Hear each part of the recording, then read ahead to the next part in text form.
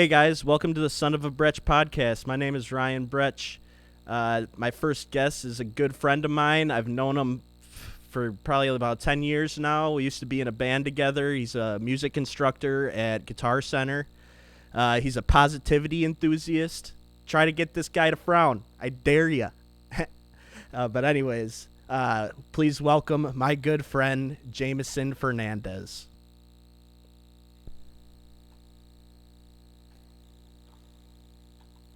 All right. So, thanks for coming on, man. Yeah. I appreciate it. Thanks for having me, man. So, it's good to be here. Yeah. So, what have you been doing in these quarantine times? A bunch of the same old. No. Man, okay, so here it is about the quarantine. So, everybody's going through this crazy, insane time right now. Keep this a little closer Oh, to you. yeah. Yep.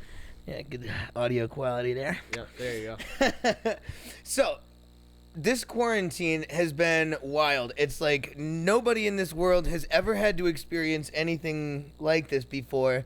But it's like, man, the initial reaction is just like, wow, I am loving all of the time that I have to do all of these various projects that I've always said I don't have time for.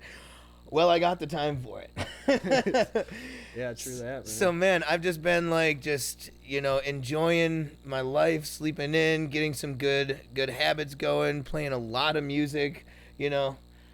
enjoying the time. Yeah, What pretty have much you been same doing? here. The only thing is, like, I still work, so like it's, I still I still have that 7 to 3:30 every single day that I go to work. I don't So it don't didn't have change. a lot of people have all this time in the world. I just feel like I don't.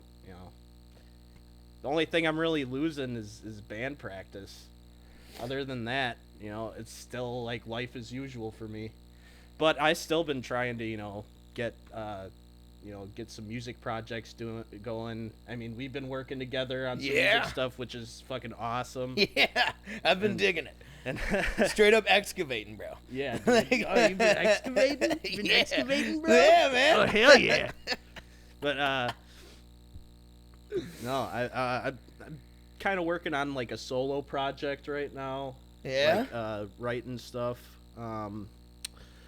Yeah, other than that, I got this like quarantine collab I'm working on with a couple dudes. It should be fun. Kind of like, that video that we did for you. I got a couple other dudes that I'm working on stuff with. But yeah. Nice. What are you guys doing? You guys covering something original? Or? No, it's actually a riff that I wrote, and I got a drummer, and I'm working on a vocalist right now that's gonna come and do some vocals over it. I might have actually asked Nigel to do it, honestly. 'Cause I think he'd be down for that. Nigel. But that's a I'm talented gonna have to guy. ask you that one-on-one, buddy. Oh man, Nigel's a great guy. Yeah.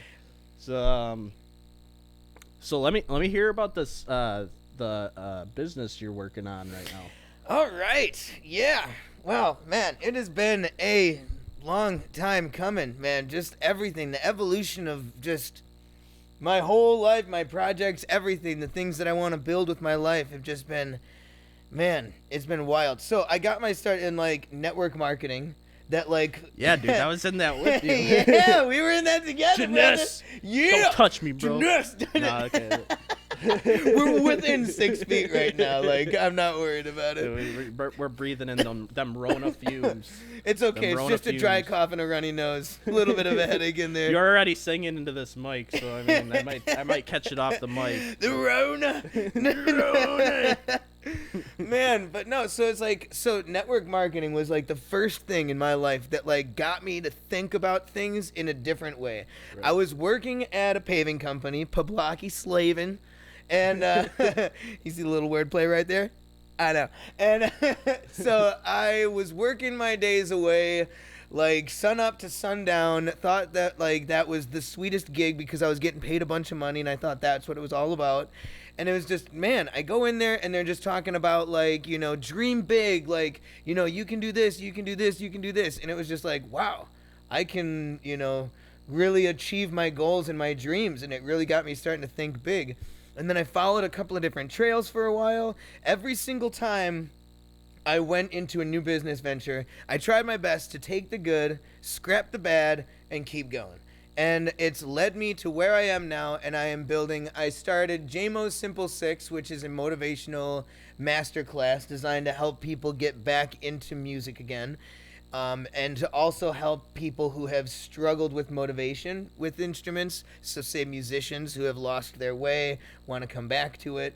And man, it has just been this like whirlwind of experience. Like I started writing this master class. Every single like second I put into it, more ideas keep flowing. And ideally, what I'll have once this is all done is I'll have a website, which is like a one-stop shop for anybody who's looking for motivation to get back into music, whether it's like video lessons of exactly what it is that you're looking at. I am going to put in, it's basically like a guidance counselor through a website. So you go in, you take a survey, and it tells you exactly what you need to learn to get to where you're trying to go. And man, I am so excited and so ready to just help people, man. Just inspire more music in the world, because it's like music is amazing and it helps people bring voice to things that words can never explain. Oh yeah, man, I definitely agree with that. Yeah. So, what? We actually had a question from Ryan Kubaki, fucking blue-haired angel.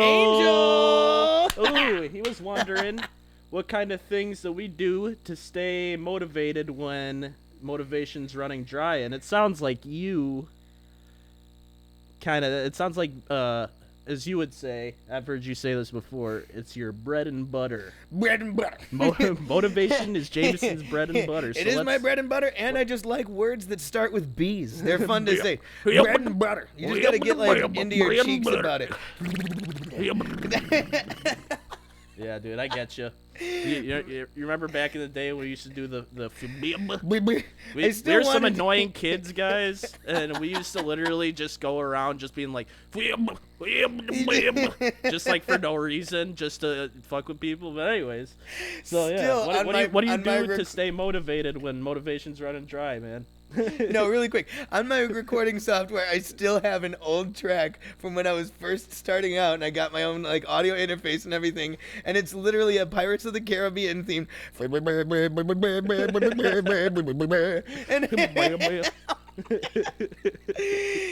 it's all about the oh man, that's gut buster right there.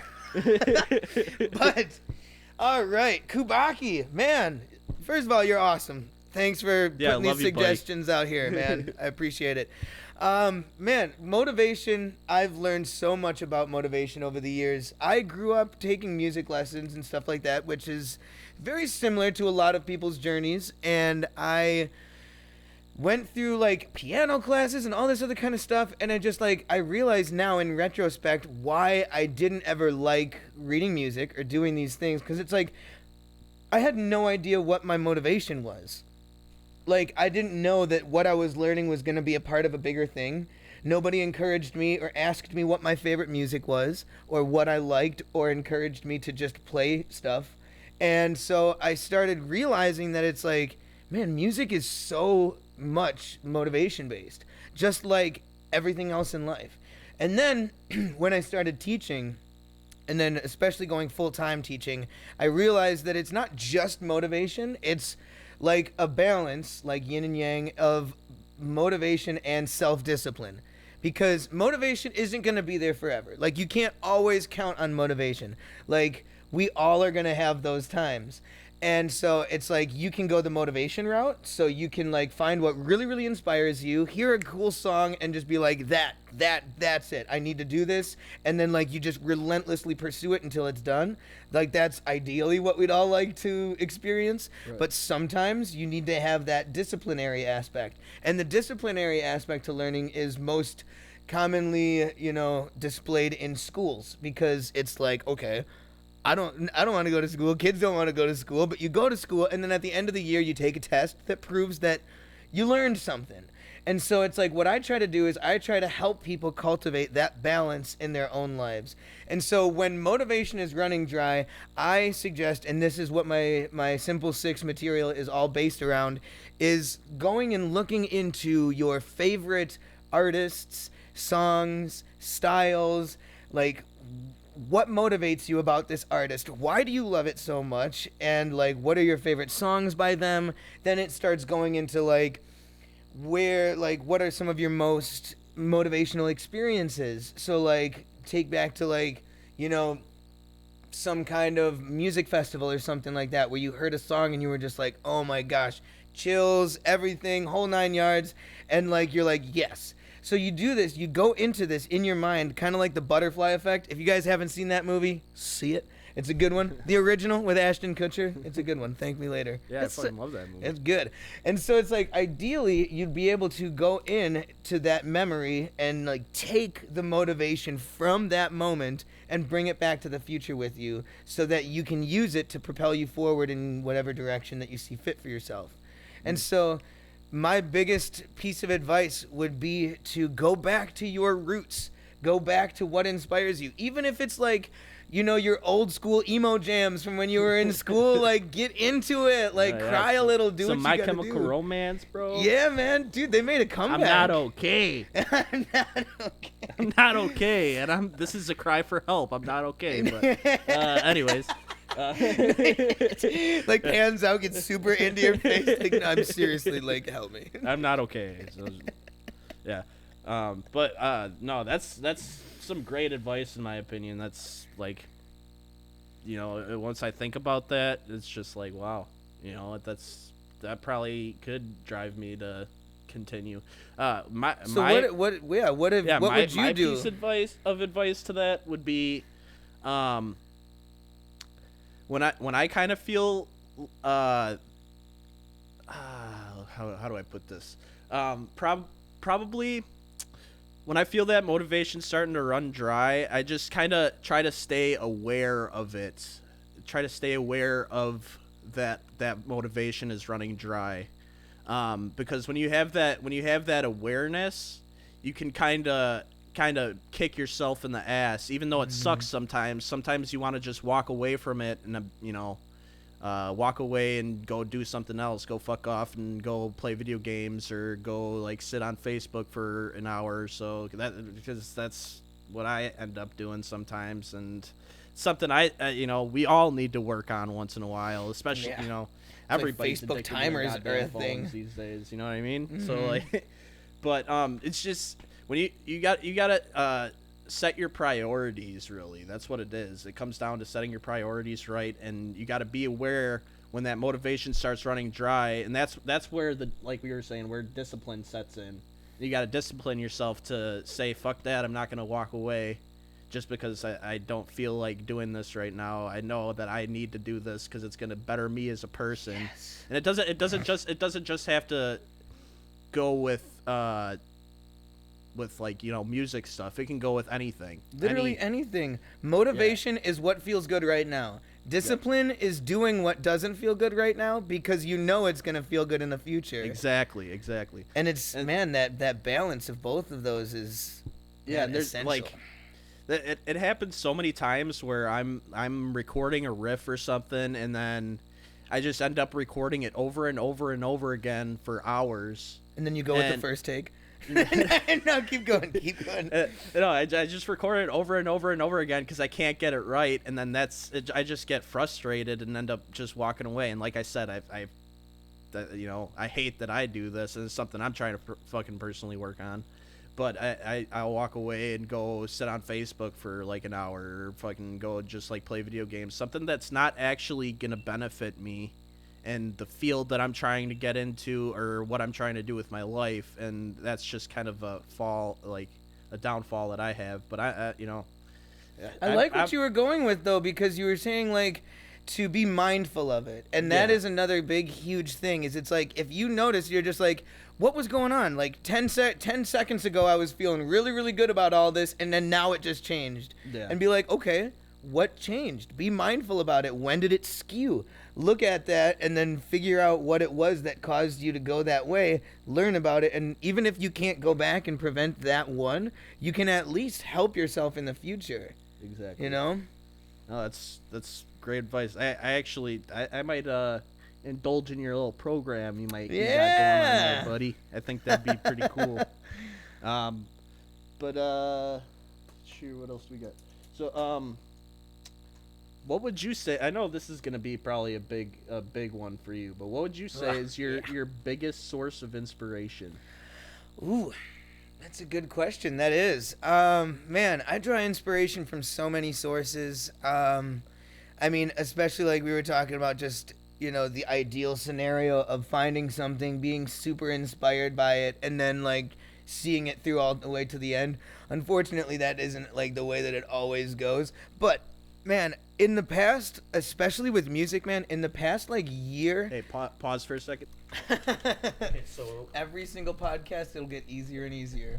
Oh, sorry, we had to do a camera check because it's just me and Jamison right now. Camera check. So where were we? So man, inspiration, biggest source of inspiration. In the last like year and a half, I have gotten so much inspiration. There's an artist, Nako and Medicine for the People, and he calls it Medicine for the People because his band has changed over the years. But I admire the artist Nako because of not only just like his story. I mean, his story is just incredible. I mean, to all those listening right now, if anybody doesn't know who Nako is, I would strongly encourage you to check him out. Man, this guy is just like, he's so altruistic.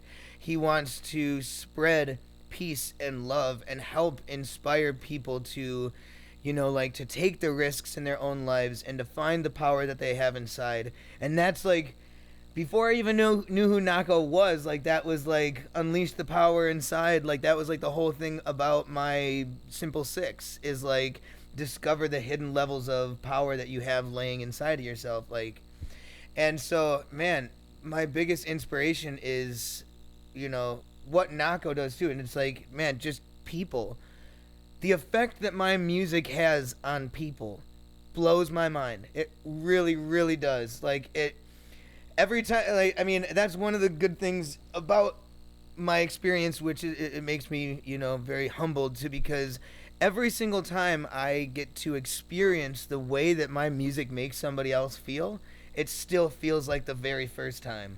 Like, it is wild. Like, I mean, Emily and I just recorded this one cover that my grandma requested, Love is Strange, and then, like, we posted it, and it's like, Emily's mom said she listened to it and she said that it like brought tears to her eyes, and it's just like, oh my gosh, that is magic. That is magic. It's something that was in my mind that Action put into this world and was able to create that kind of a change inside of somebody. Yeah, that's beautiful, man. And thank you. I've seen that and what it does to people when they're able to do something. One of my favorite things to do at Guitar Center is to teach people how to solo over music, because it just really, really feels like you're adding something and you're a part of music. And to see people's reactions when they do this for the first time is amazing. You teach somebody a pentatonic minor scale and then let them rip it over a backing track, and even if they're just playing a couple of notes,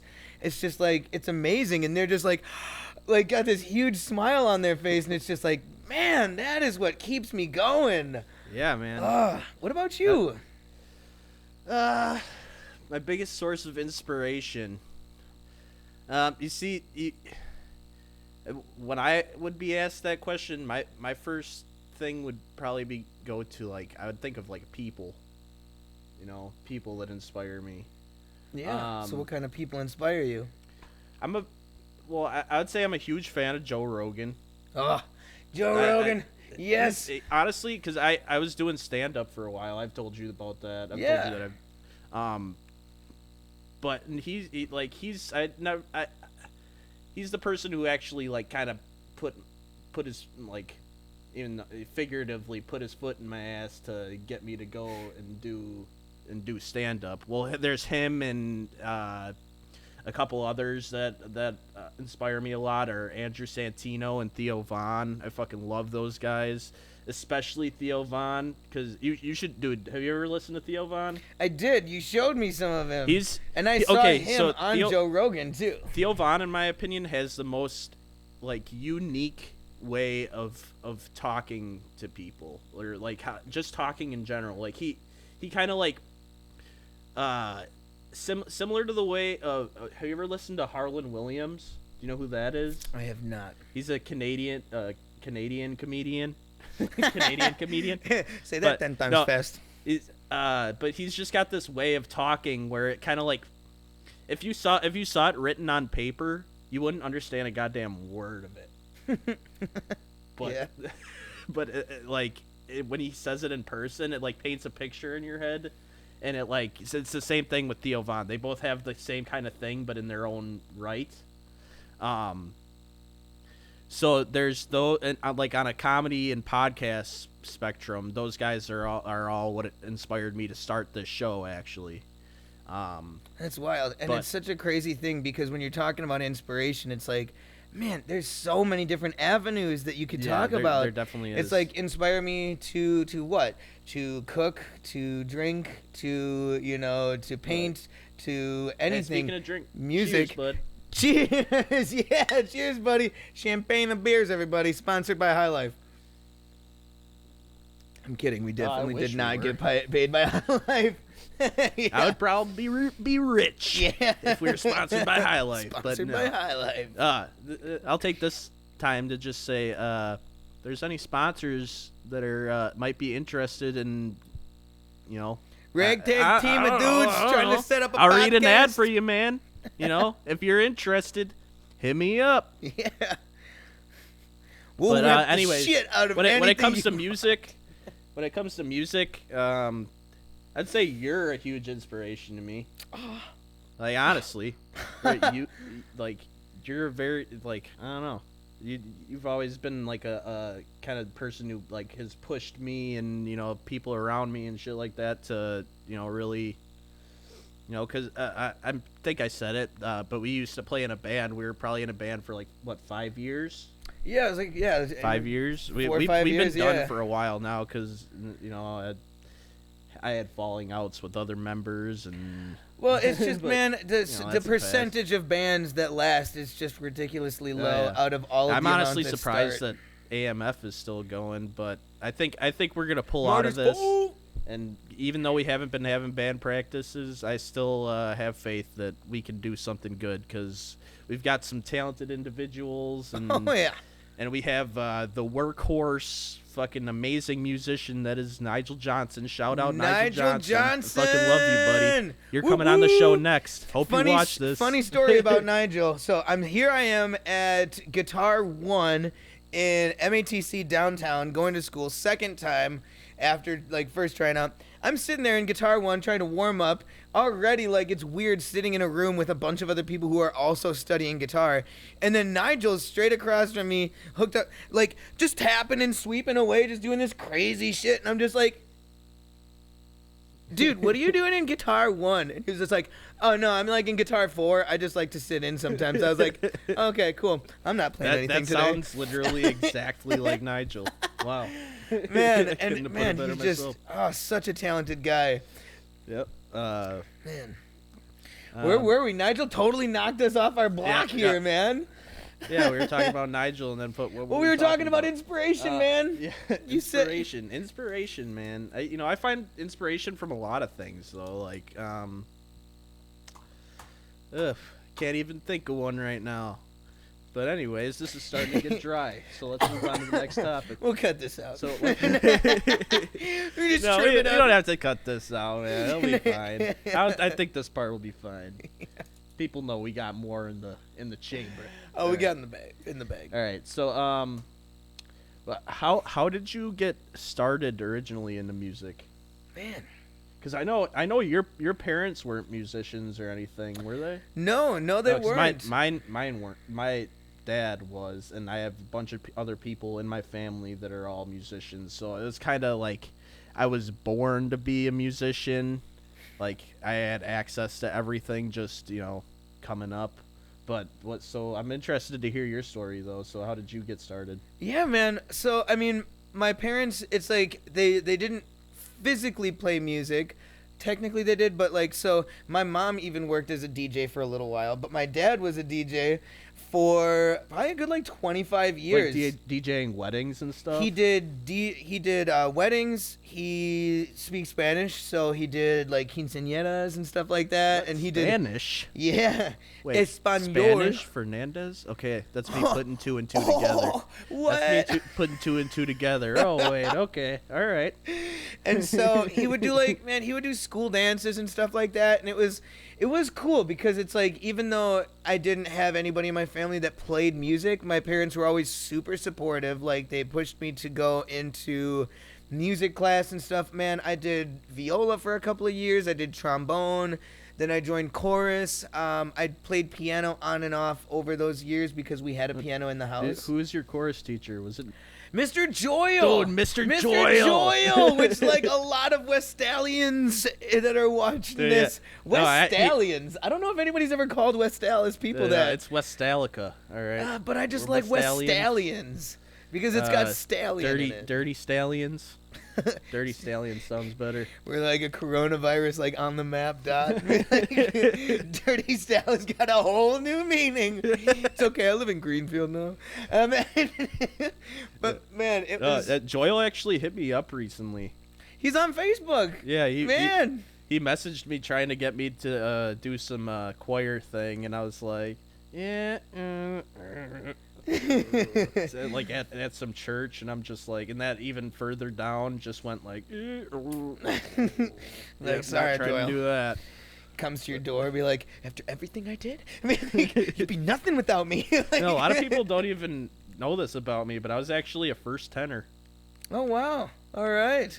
Yep. See, and that's why he called on you, man. He didn't send me a message. Literally, no. I probably would have done it. It might have just been Hale alumni, because he said my buddy that I went to high school with, he was the other first tenor, because I think there was only two first tenors. I believe so. And then you have two firsts. Yeah, he was my. You'd have a first and a second. My buddy Sam, he was like in a wheelchair and shit. He was a good friend of mine though. Nice. Cool guy. I miss that guy. Sammy, where are you and your wheels? Sam Koenig, I fucking miss you, Sam buddy. Koenig, You were roll the your homie. ass on down here, buddy. Come Choir on. squad for life. C squad. That was the one class that I actually like came out of my shell in, because otherwise in high school I was like the kid that like had my hood up all the time and didn't want to talk to anybody. Just like went to the first 4 classes and then skipped the rest of them because those were the only classes I needed to graduate.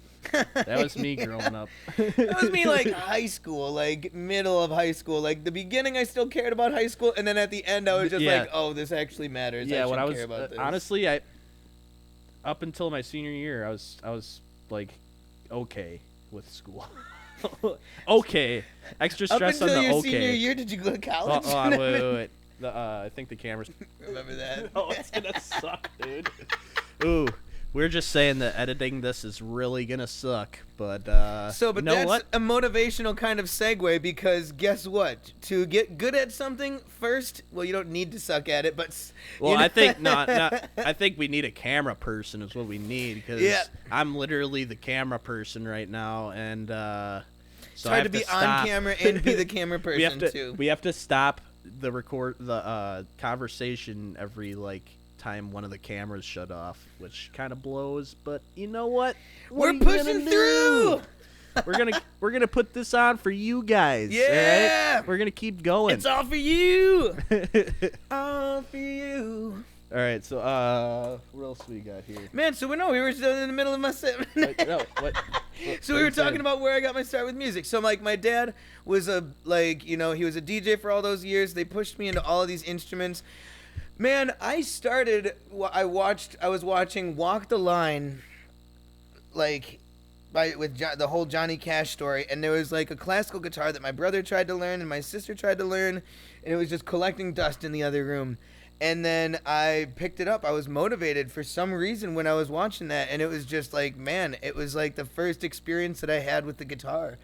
And then the second moment of inspiration was probably when I had heard my cousin trying to learn the opening riff to One by Metallica. And I was just like, what is that I know that riff. I love that riff. I need to learn. And then that branched me like right into like metal and shred music and guitar and everything. And guitar was a complete game changer. Like guitar definitely took me into the future with my Dude, music. literally when I met you, you were already shredding. 'Cause I remember because we just like walked up to you. You were sitting at the gazebo with I mean, I don't know if I should mention names or anything, but Good old TB. we used to call her Mud Flaps. Oh god. Those who are friends with me, you know what I'm talking about. Mud Flaps, right? Yeah. He's talking to Wyatt. We said we weren't gonna mention names. Oh well. No, yeah, we just rolled up to the gazebo, which was a chill spot that we all used to hang out with. It was me and Tomas, the vocalist from Ad Astra, which was our band. We just walked up and we saw this guy sitting there. And did you have a guitar with you or something? How did that conversation get started? Do you remember that? I don't know. I can't even remember. How did we meet? That was when we met. That was when we met. I know we that were was just like talking about music or something. Yeah, we must and then have you just been said that talking you had a about music. band, and then you started showing. It came up that we were in a band, and then you played guitar, and I was like, "Well, shit, let's see if this guy wants to." And then we asked you if you wanted to try out, and you're all like, "Shit, hell yeah, man!" Yeah, I hadn't been in a band. That was the start of the end, right there. Yeah. I'm just playing. Yeah, we had some great times, man. Man, we sure did, man. Was that your first like musical project that you like were in? So before Ad Astra, I don't think that I had been doing anything else. I think it was just like a bedroom guitarist. And then I would like go over to my neighbor's house every once in a while, and we would just sit there and jam out, and it'd be like super cold in his garage, and like my fingers were going numb, but like he knew chords and I didn't, and I knew that I wanted to learn them. And so it's again having somebody that like pushes you a little bit to like be beyond where you are right now. And that's what that was for me. And then it took me completely out of like, you know, my whole comfort zone, being into like in a metal band that was heavier than like the stuff right. that I had listened to. Right, we had them drop C bangers. Drop C bangers, bro. Drop C bangers. They weren't that. I mean, they were okay. They were okay. Don't undersell it. They were awesome. There's 2 of them that we have on YouTube that were professionally recorded. Yeah, check them out. That's true. Links in the description below. I could put some links. To some Ad Astra stuff. Yeah, other than Ad Astra, I was other than Ad Astra and A Martyr's Fall, I was in like this like little bullshit thing that was. Tell me more about this bullshit thing. I actually fronted this little. It was just like a cover band, and we covered like all the small things. We covered all the small things. We covered Are You Gonna Be My Girl by Jet. And it was just super corny. Oh my god. Do you have any videos of this? I do have videos. Oh my god. I need to hear this yesterday. I never showed you that? No. Dude, honestly, I wish I could fucking pull the video I would up remember right now. you singing all the small things. It was all the small things. We did small things. With Blitzkrieg Bop. We played that song. We played a bunch of. I've heard of that one, Blitzkrieg Bop, but I have not heard of the other ones. Because your dad told me about that, of like a really old recording of you singing Blitzkrieg Bop. Yep. Yeah. No, you're thinking about way no, earlier. You're thinking about something else, dude. On my 13th birthday, bro. I was singing. I had like a birthday party, right? And then I was like all stoked for it at first until it came down to fucking actually singing. The time where I had to sing in front of all my friends. I'm about to do this. Because my dad had the whole band behind him, right? Or he had the whole band. He was on drums. It was Uncle Buttneck on bass. He hates being called that, but it's Jeff now. Yeah, it's Jeff. Oh, I'm sorry. Jeff. He was on bass, and then we had this other guy on guitar. And it was Ballroom Blitz by Sweet. Oh, it's yes, that's the one. I don't know. I got them mixed up. Yeah, no, and I sang in the back. I was I was like 13 years old. It was my 13th birthday man. party, and I was embarrassed as shit because it was just terrible.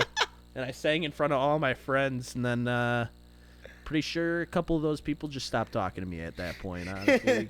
She thinks she is the passionate one. I think I pointed at this girl that I liked that came to the party, and she thinks she is the passionate one, like all corny and shit. That is awesome. Oh, dude. I need to see this video. Dude, my dad has it somewhere. Oh, he would show me that video with a smile when from we're ear done to with ear. this, I wish I knew how to. I'm gonna have to figure out how to rig Picture it up. in picture. Yeah, where I can do picture in picture. I mean, I probably could, honestly. You could probably just like record it on a different thing, but I feel like I need a fucking producer, honestly. It'll happen. It'll happen. Sponsors, come on, so that we can get a producer, so that we can do this on a bigger, grander scale. I'd like to just produce it myself, but it's kind of unrealistic looking right now. It's a lot of work. Because I got 3 cameras going right now. I got this going. It's probably gonna be editing this for about 8 days. No, well, I want to have this out on Friday. It'll be out on Friday, people. Yeah, I'm planning on dropping Today, this on if you're Friday. watching it. But yeah. So Oh man, that was a fun little tangent we went on. I had fun on that ride. It's like an amusement park. You just kind of just went, woo.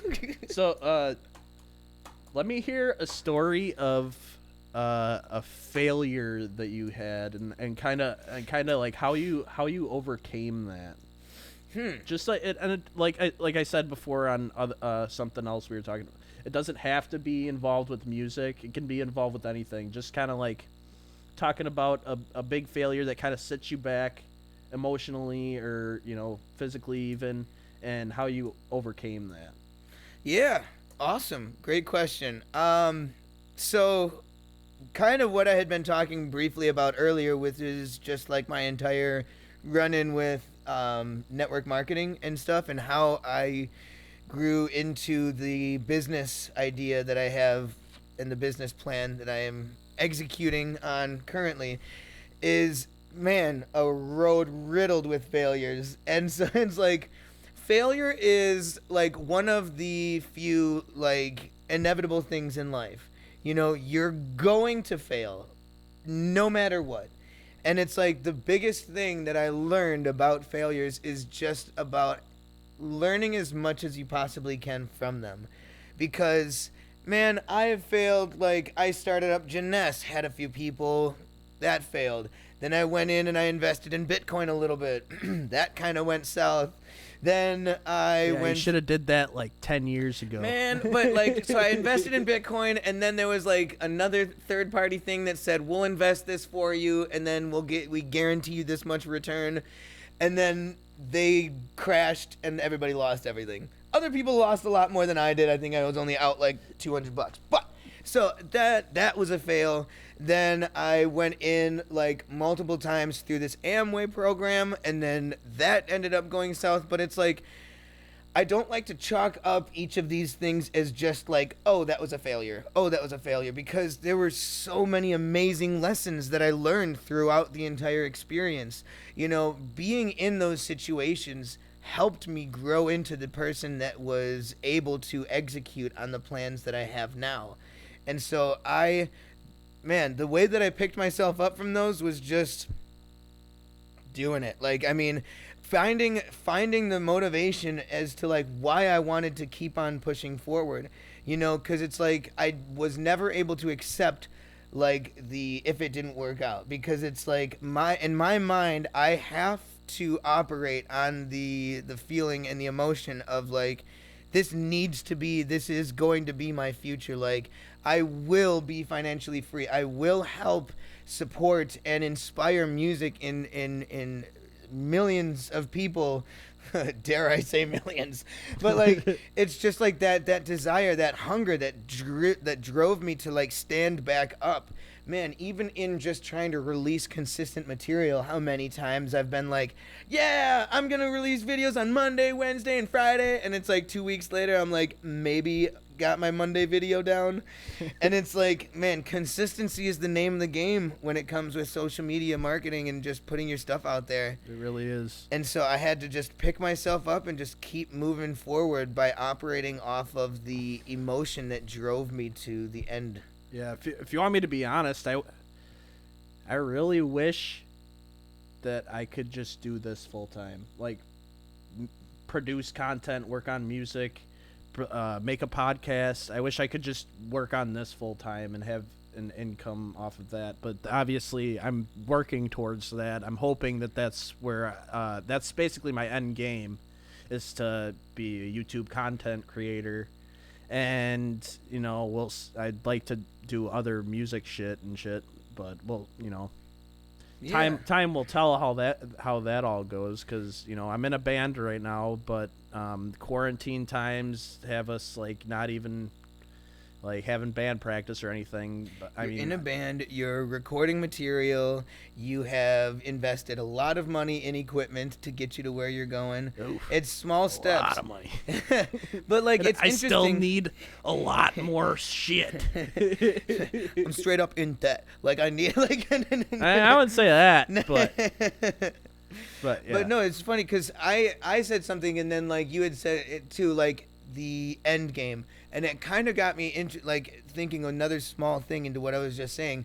One of the things that I realized over this last year is that the whole concept of like having an end game, like, okay, there's gonna be this time where I'm just financially free, I'm set, I have the freedom to just wake up and do nothing every day. I'm like, is that a realistic goal?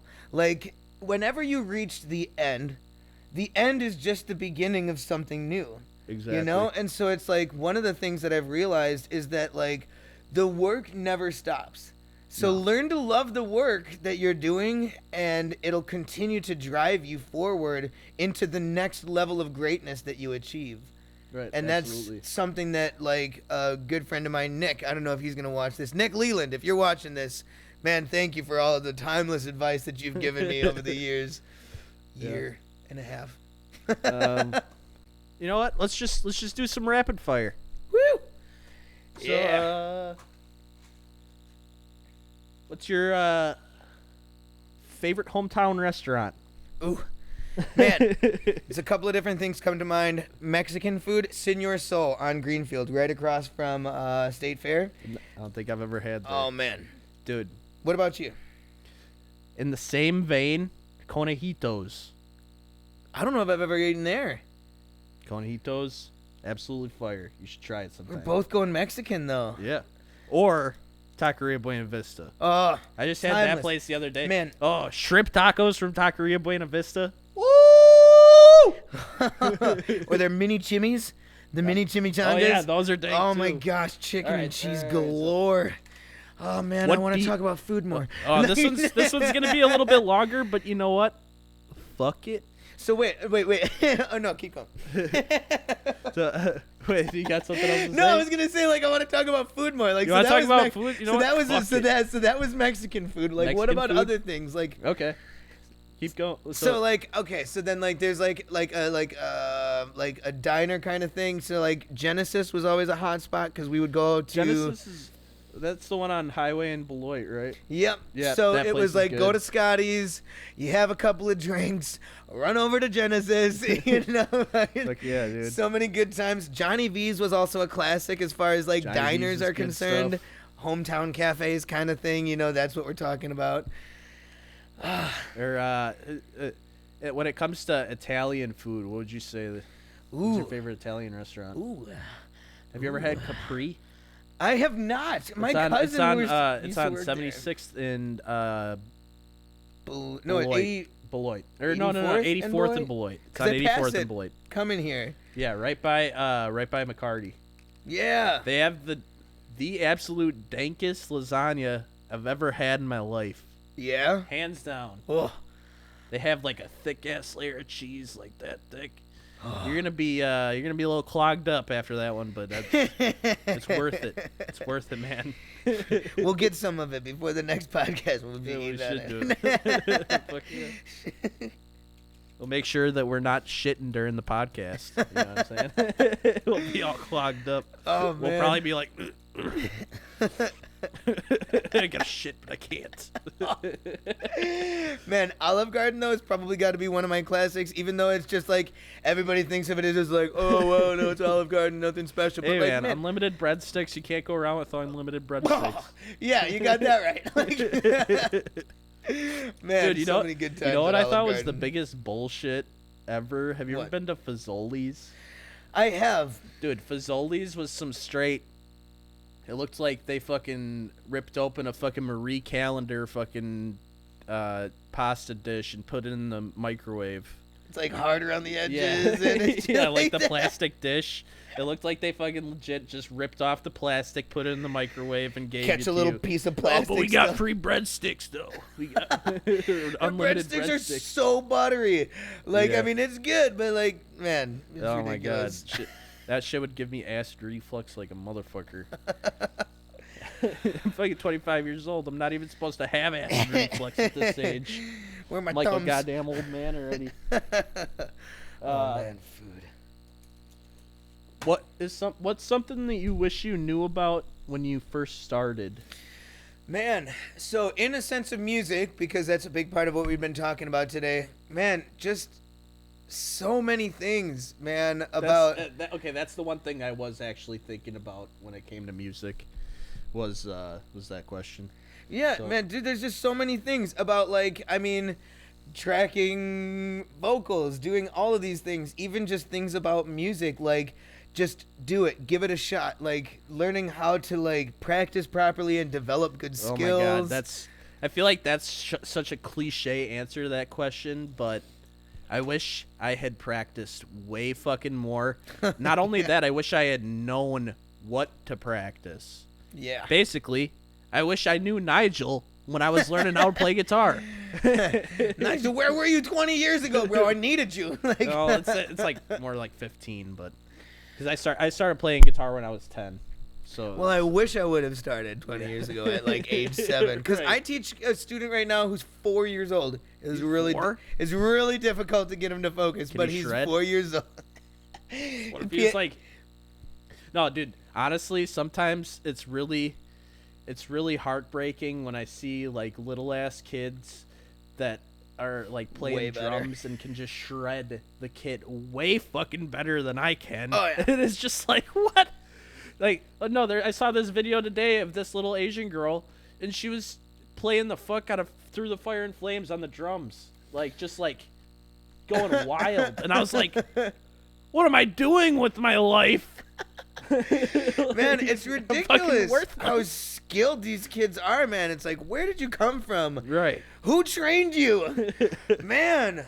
And it's like, I'm going to do my best. It's like, because you can't change what's already happened. So it's just like, I'm just going to just make sure that my kids practice. Right. Spoken like, I'm going to live vicariously through my children. Like, practice, Jimmy. I'm not going to name my kid Jimmy, but that's just the first name that came out. Just sounds like a that's little a good scamp. go-to, or my usual go-to is like Doug. That's a good Doug? go-to name. I never have that pop into my head when talking about a child, but yeah, just Jimmy or like. Hey Doug, why don't you get that done? You know what I mean?